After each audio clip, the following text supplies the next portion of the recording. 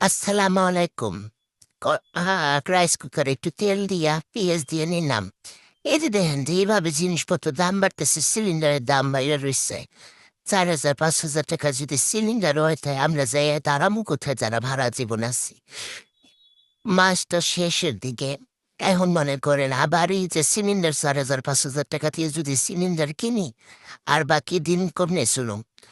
তো অল্প একটুখানি ঢেঁড়স সেটা কত বড় রাইস কুকারে বসাইলাম। একটু পেঁয়াজ লবণ দিয়ে আর হলুদ মরিচ দিয়ে রাইস কুকারে বসাই দিছি। সরকারের কি এতটুকু আমাদের প্রতি সহানুভূতি হয় না? চোখে কি দেখে না যে আমরা যে সাধারণ ভাড়াটিয়ারা আছি তাদের যে কত কষ্ট চলতে গেলে প্রতিটা জিনিসের দাম বাড়াইতেছে। কোনো জিনিসে মানে বইলা বোঝানো যাবে না কি পরিমাণে দাম বাড়াইতেছে। আমরা তো তারপরও কিনতেছি, খাইতেছি। গান তো খাইতে হইব, বাঁচতে হইব আমাদের। অল্প একটু পানি দিলাম, ওগুলো একটু শুটকাচ্ছিল, এর জন্য পানি দিলাম, একটু জালটা বাড়ায় দিলাম।